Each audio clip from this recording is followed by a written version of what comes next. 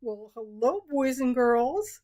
Are you enjoying December yet? What a month this is turning out to be. Oh my God, we knew it was going to be a crap storm, but good grief.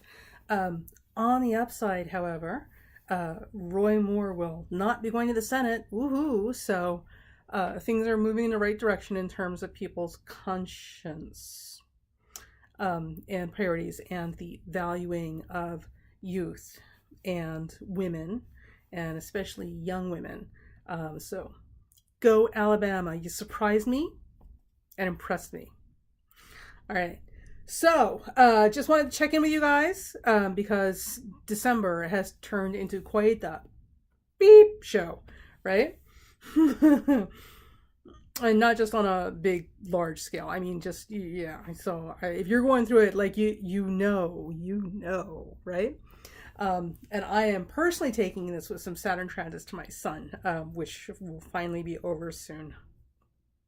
But man, it's going out with a fury. You don't need to hear that. Okay, so just wanted to touch base and give you guys a quick pep talk. Here's what we got going on for the last half of December. I'm sorry I haven't checked in earlier. Um, but I've been going through my own stuff as well, doing some very, very Saturnine things that have a lot to do with discipline and commitment and perseverance and mucking through it as best you can.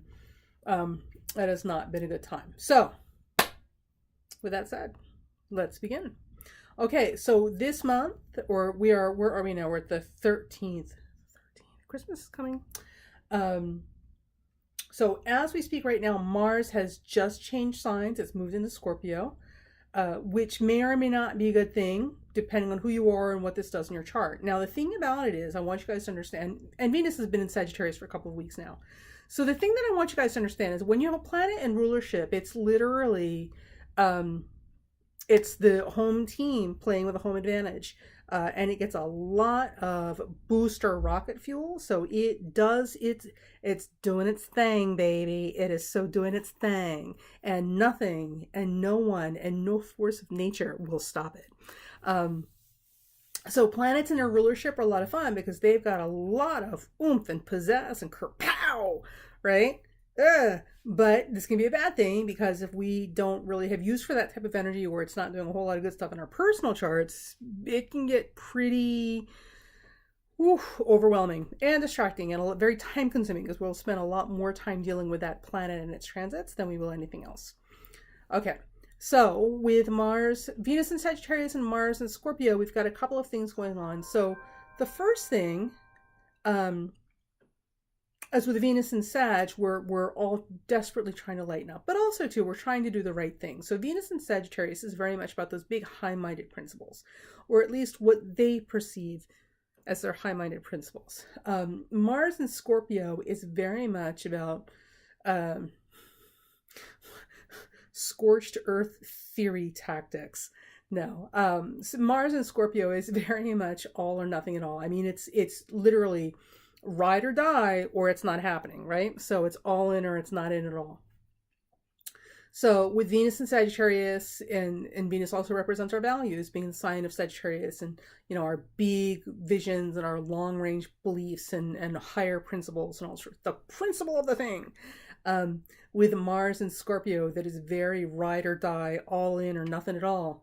The two together can make for some very, as if we haven't had enough of this year, right? And yes, my hair is blue.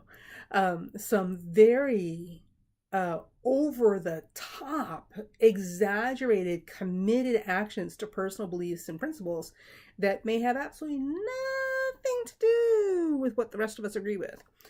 We've had a lot of this year with all this gosh darned Saturn and Sagittarius. Oh my God. I'm going to be so happy when Saturn leaves Sagittarius. Because Saturn and Sagittarius lends itself a lot to bigotry and xenophobia and all that sort of stuff. So it's an old conversation. But right now we're dealing with the last dredges of it. Only this is on a much more personal level. So things I would probably avoid if you want to have a nice Christmas. Or a nice Hanukkah or a nice Kwanzaa or whatever your, end of the year winter solstice celebration is. At this time, more than ever, this would be a great time to not get involved in conversations where we are challenging or openly questioning someone's beliefs. Sometimes these things are unavoidable, but when you can avoid them, do avoid them, because it's just the all or nothing at all planet combined with the my way is the right way on the highway, Venus and Sagittarius, about beliefs and principles. If they don't set the house on fire, to put the exclamation point on the end of their sentence, they will literally exhaust you, with the argument that will not end, because they will not let it rest until they win. So you could literally open up a can of worms or a conversation that could go on for a month or longer with these people. So no, we all really need a break. So let's work on having a nice holiday. The other side of this is that, when people party hard. Oh, so hard. And a lot of this could be literally because we're all desperately needing a break, right? So we're really going to lose ourselves in our enjoyable pastimes. But also Venus and Sagittarius and Mars and Scorpio is helping to accelerate or intensify this. So people who are prone to going a little too far, just a little too close to the extreme, when they like to cut loose, maybe even more so. So you might want to keep an eye on your friends and family, who are prone to over the top, exaggerated, party hard dude kind of behavior, because they'll really be taking the brakes off the car this time. Oh my God. We all need a break, but we also need our break not in an emergency room. Just saying. So there's that. Mercury, thank you God, is going to go direct around the 23rd. Now, here's what's interesting about Mercury in Sagittarius retrograde. One of the things that I've noticed, I thought this was fascinating. With Mercury retrograde, we know that there's going to be miscommunications, and people are not necessarily going to accurately understand what we're saying or misinterpret what we're saying. Blah, blah. We all know, everybody on the planet in a first world country knows what Mercury retrograde is about, because if they don't know it personally because they've been reading about it, people have told them, oh my God, it's Mercury retrograde, blah, the sky is falling. So, and these things all have some merit and some weight. But so what's interesting, I thought this was fascinating, is I was having a conversation with an HR representative the other day who was taking notes. So she's quoting me as she's making her notes. And, we got some serious stuff going on, that needs to be addressed, right? And I say to her, I'm like, can you read back to me what you wrote? Read me what you have written. So, of course, she reads it back, and this is so classic Mercury retrograde in Sagittarius. It's Mercury and Sagittarius retrograde in that order. So Mercury and Sagittarius is very much about the big broad strokes. They're so not, you never, ever, ever want someone who's strong Sagittarius involved in payroll. They are not about the details. They can't be bothered. They don't like them. They're not good with them because, it doesn't look here, it doesn't look there. It's all relevant, right? There's always an exception to the rule, but as a general thing, Sagittarius is Virgo, not Sagittarius, is where the details go, right? Sagittarius, it's just poison for them. Just oh my God, please, it's tedium makes them crazy. So with Mercury and Sagittarius, when they hear things, they tend to hear the big picture stuff, like the broad strokes. They don't bore them with the details. Just get on with it already. Where are we going with this? And a lot of times they're listening through their own lens of perception. So they're not really listening to see how you're seeing it. Sometimes they do, to where you're seeing it. They're listening to what you're saying and they're filtering it through their own personal prejudices and biases and principles and values. So they're taking everything you're saying and are measuring against what their information feed is, which everyone does all the time. It's just that with Sagittarius, it's because they're literally waiting for you to stop talking so they can interject their own little bit of philosophy or wisdom into the conversation. Because they want to make this a philosophical conversation. They really don't care about the minutiae in your daily life. They really want to kind of get to the more interesting stuff, which is about, the big picture and the big principles involved, right? Now, with Mercury retrograde, of course, there's a lot of misunderstanding and all sorts of stuff. So when this girl read back to me what she wrote, what she essentially did was she edited everything that I was saying. Now, her job is to take information that I'm giving her, and as she documents, she is to quote accurately, not interpret for me, right? So the difference between a translator and an interpreter is a translator has to tell you exactly what's being said. An interpreter gets a little more leeway and gets to kind of get a sense of what you're intending to say, what you mean, and then turn it around and communicate that to somebody else. Her job is not interpreter. Her job is translator. Her job is documentation. So I'm listening. I'm like, that's not what I said. That's not, you left out like this part, and this part. That's not what I said. She's like, oh, right. And that big girl voice. And I'm like, okay, so listen, Jewel, is that your name, Jewel? If you're done looking at your fingernails and you're a manicure, could you please retype this correctly? And it needs to say this because this is what I'm telling you. And it was just a long conversation, but ultimately it was Mercury in Sagittarius retrograde. Don't bore me with the details. Let me get the big broad strokes here and let me decide what's important about this conversation. And I'll just omit where necessary. And of course, what she wrote down was a completely different message than the one I was trying to convey. So that's my Mercury in Sagittarius retrograde story. I thought that was pretty interesting because it was such a perfect example, right? However, the good news is Mercury is finally going to go direct on the 23rd in Sagittarius, which should free us up a lot. My ephemeris is over there. That's what I'm looking at.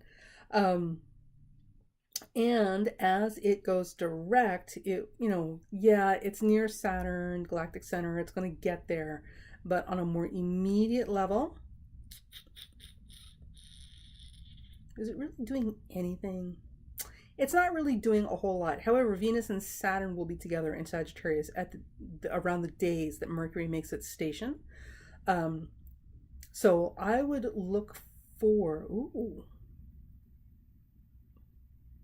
I would definitely look for some ouchies in conversation. And I would really ask a lot of you, if you want to have a nice holiday, to not touch on sensitive subjects with people. Because with Venus and Saturn together in Sagittarius, people are going to be much more sensitive and raw, like a big raw nerve about things. And you may not even realize that it's a big deal until you accidentally step on it and they're like a cat, right? So be extra gentle and kind with each other around the 20th, 21st, 22nd, 23rd, like literally that week leading up to Christmas. People are going to be a lot more sensitive, and people are going to be, hopefully not you, but there will be plenty of people who will be a lot more generous with the unvarnished truth, as they see fit to tell it, because you need to hear this. No, we don't actually ever need to hear that. We're perfectly comfortable living in our own little bubble, so we don't need the unvarnished truth. There's a thing called diplomacy. It's not really lying, but it is kind of softening things so they're a little more palatable, so we don't choke on the truth as you're shoving it down our throat. Just saying. So with Mercury going direct and Venus and Saturn together in Sagittarius in those late degrees, we may see a lot of the unvarnished truth being slung around and shoved down people's throats. So try to avoid being one of those people. Just saying. Okay. Also, and of course, then Venus slides into Capricorn. Now, with this, Jupiter is still in Scorpio. Scorpio. Which makes, so Jupiter and Scorpio does, all of the planets do a number of different things, right? So in this particular case, in this particular month, one of the things that we're going to see more of, only because people will be more successful with it, and this is the same thing as for last month, and this is just a continuation of that chapter, is a lot more behind the scenes power plays, power brokering, wheeling and dealing, and Shakespearean level plotting and planning and strategizing, which may or may not be good. So, I'm a huge fan of acting with integrity. I'm not a huge fan of lying to people and blowing smoke up their stuff to make them feel good. If you need sympathy and someone to feel good, you should probably go see your mother or your grandmother. But I am very much about acting with integrity and being on the table with your stuff, because who needs another sneaky Pete in life, right? And there's plenty of those spineless fish in the ocean. So, unfortunately, this month, for good or evil, it's a complete neutral thing, these planets and their energies. There's going to be a lot of a continuation of a lot of behind the scenes power brokering and maneuvers. Less wheeling and dealing, and in this particular case, this is going to be a lot more behind the scenes, putting the final nail in the coffin for some folks. So, um, I do not advocate revenge. However, I will say for people who have been actively campaigning for something, this is definitely the month, or well, the months plural with Jupiter and Scorpio, where you will be able to really drive that point home right through somebody's pointy head and their hard skull, right? So we'll see more of that this month. Play nice, keep your mouth shut, stay out of the drama. Don't step on people's sensitivities more than you have to. Accidents are one thing, doing it on purpose is another. And now that you know this, it would be on purpose. So shame on you, right? So that's that. I don't have a lot to say with Jupiter and Scorpio. It's just a nice placement for it. And Mars is coming down and dancing around it closer and closer by the end of the month, which also, for those of you who are of the intimately active variety, there should be a lot more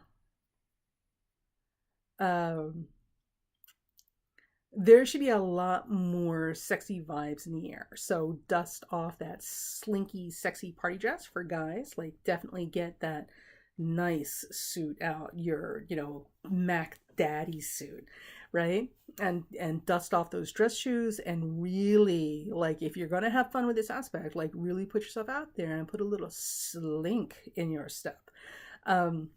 Because that's kind of what the vibe is all about. And also too, I mean, just on a social level, like, it's been a long year. It has been a long year, and we all really need a break and escape. So typically, fun and games and romance is usually the, way people blow off steam. So there'll be a lot of that. So, use it to your advantage, have a little fun. And definitely as we get closer to the month and just after Christmas, people will really be playing the dating and mating game quite enthusiastically. So the other big thing this month is, I think we've got a new moon they keep talking about in Sagittarius. Yeah, they've got a new moon in Sagittarius in the month, which I'm not going to get too much into.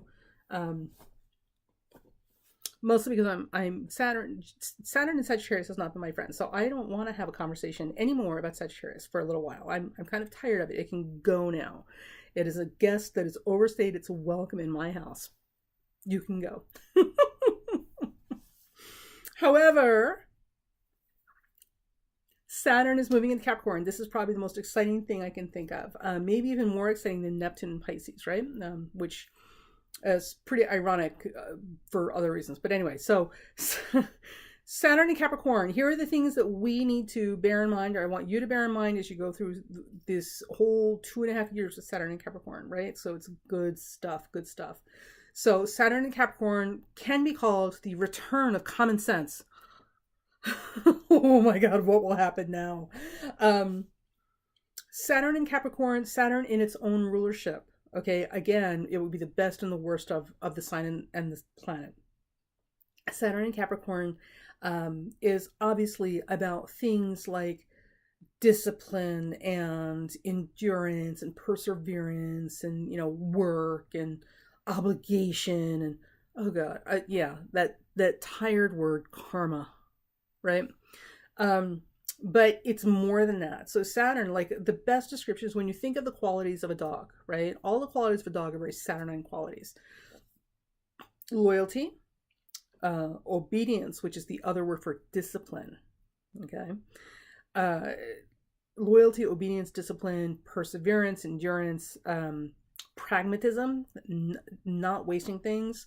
Saturn going in Capricorn, one of the things that we're going to be doing is we're very much going to become a lot more invested in resource management. How are we managing our resources? Because Saturn and Capricorn are very much about not wasting time, energy, efforts. They don't like to replace things.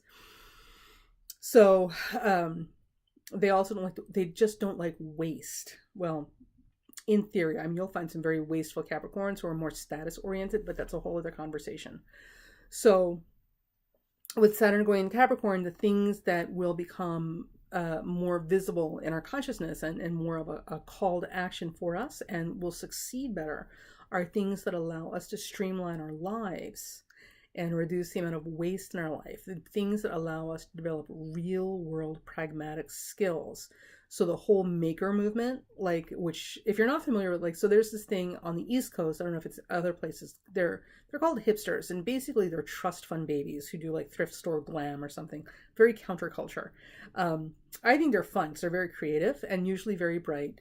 But there are some people who are, oh, hipsters, you used to say the same thing about the hippies and the punks and everybody who's ever attempted to do anything that steps outside of the status quo. It's like, oh, whatever, you boring old fart. So, so this time around, it's the hipsters, right?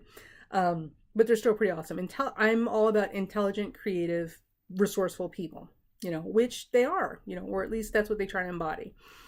So I'm pretty sure from them or alongside them grew this movement called the maker movement, right? And this is literally people who make things, who learn or try to learn how to make things, which in a technological environment and a modern world where we're so far removed from the actual building of things, to the point where people don't know how to make their own clothes. They don't know how to mend their own socks. They don't know sometimes. I don't even know how this is possible. I've met young women with babies that don't know how to cook. Like, how does that work? Hey, some of you younger generation make me weep. You do. You scare me and I weep for you. So, but with Saturn and Capricorn, we're going back to these things, and we're going back to making things with our hands, being invested, learning how to do things the right way, not wasting things, recycling. So the whole upcycling thing where we take old stuff and tear it apart and make new things out of it, very Saturn and Capricorn. So you'll see a lot more of that celebrated as we move forward. Saturn in Capricorn also is very much about generations and long-term planning. It's a very Asian mentality. We're not thinking, with Saturn in Capricorn, we stop thinking about what's right in front of us. We're thinking about what's good for, oh, sorry, ink under my nails. What's good for us in the long range with the generations that come after us. So it's very much about ancestors, but also legacy moving forward, what we're leaving behind for our families, how we're building foundations for our families. So it's going to be a dynamite year, and it's going to get better. So all I'm going to say right now is that right now, while because it's the 13th, Mercury goes direct on the 23rd, Saturn, right on the 23rd, is also going to change signs into Capricorn. Venus will do a couple days later. So that whole week, next week, as we get closer to the 20th is, you might want to meditate or something, maybe smoke a little, a little drink, do your mantra chanting. But certainly whatever you do, take a deep breath, right? Take a deep breath and woo-saw it's just like woo-saw, just woo-saw your way through this, because it will be hectic and intense and good. So we'll be turning all sorts of corners and reaching some pivotal moments. We're doing it now as we're heading into these stations, these sign changes, and they're really going to hit home around the 22nd, 23rd, 24th, which is right around Christmas. So, and then we're heading into 2018. Honey, it's going to be a whole new ball game, and I can't wait. But between here and there, and certainly before now until there, right? And for those of you who are going through it with me with the Saturn stuff, you may have found yourself in positions where you just feel like the wheat under the mill being ground into flour. Like, oh my God, how much longer can this go on? And that is ultimately a Saturn thing. So you may also be going through some Saturn transits as well.